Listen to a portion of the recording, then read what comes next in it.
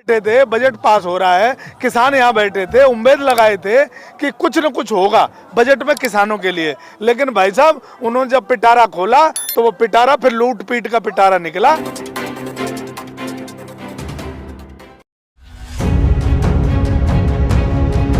तो ऐसा है, भारतीय जनता पार्टी को सत्ता में रहने की आदत नहीं है और इसलिए वो गलती से सत्ता में आ गए।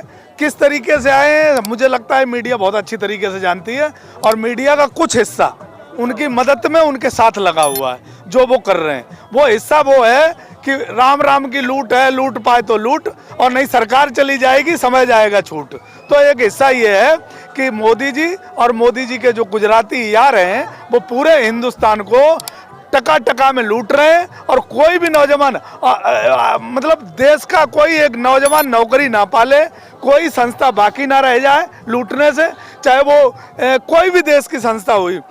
जितनी कंपनियां आज 70 साल में लगी हैं उनको सरकार और नरेंद्र मोदी जी और अमित शाह जी अपने गुजराती मित्रों को पूरा धुआंधार तरीके से बेच रहे हैं। ना तो लोकतंत्र की उन्हें लाज है, ना जनता की लाज है और ना ही उस वोट की जो उन्होंने लोगों ने दिया था उनकी उनको हया शर्म रही। क्यों? लोकतंत्र अगर है तो लोकतंत्र से ये देखा जाता है कि हम सत्ता में दोबारा आएंगे या नहीं आएंगे। ये तो अंग्रेजों से भी ज्यादा है, इनको सत्ता का मुझे लगता है बिल्कुल कोई पता है कि अब नहीं आएंगे वो। लेकिन फिर भी आज इससे क्या था, लोग किसान यहाँ बैठे थे, बजट पास हो रहा है, किसान यहाँ बैठे थे, उम्मीद लगाए थे कि कुछ न कुछ होगा बजट में किसानों के लिए। लेकिन भाई साहब उन्होंने जब पिटारा खोला तो वो पिटारा फिर लूट पीट का पिटारा निकला। इसलिए हम उम्मीद लगाई है कि अब हमें सरकार से उम्मीद नहीं लगानी चाहिए, ये लड़ाई हमें निरंतर रखनी चाहिए और लड़ाई अब सत्ता परिवर्तन की तरफ जानी चाहिए।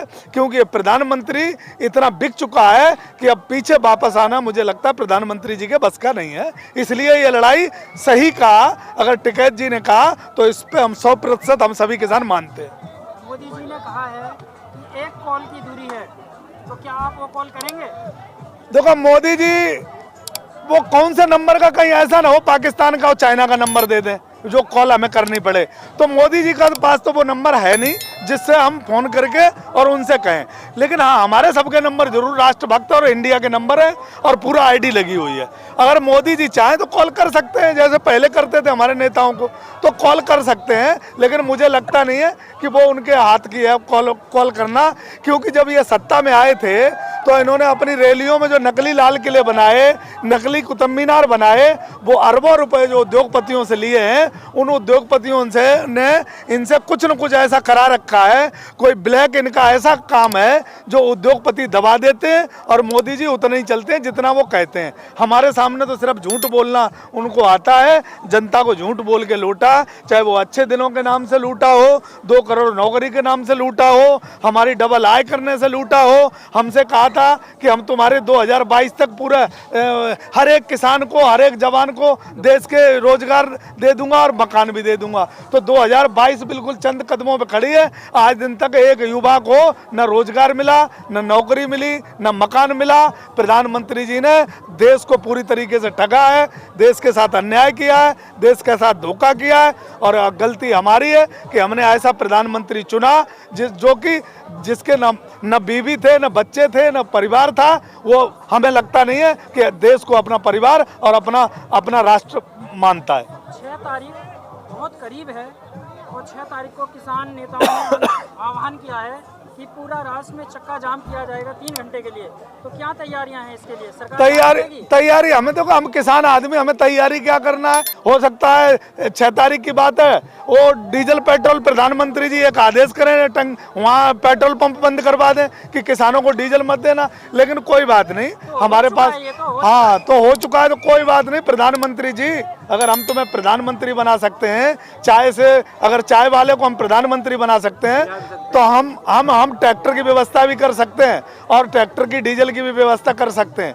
लेकिन प्रधानमंत्री जी निश्चिंत रहो, देश का युवा जाग चुका है, देश का किसान जाग चुका है, देश का अन्नदाता पूरे तरीके से अब तैयार है। ये कानून के बिल वापसी भी लेने पड़ेंगे, MSP की कानून भी बनानी पड़ेगी और प्रधानमंत्री को सत्ता से भी भागना पड़ेगा। ये वादा है किसान के, लाल का और किसान का। तो क्या फिर से वही गलती होगी जिस तरीके से लाल किले पर तिरंगा फहराया गया था, झंडा फहराया गया था। भैया गलती वो पहले भी नहीं हुई, सरकार अगर चाहे ना, वो गलती सरकार की थी।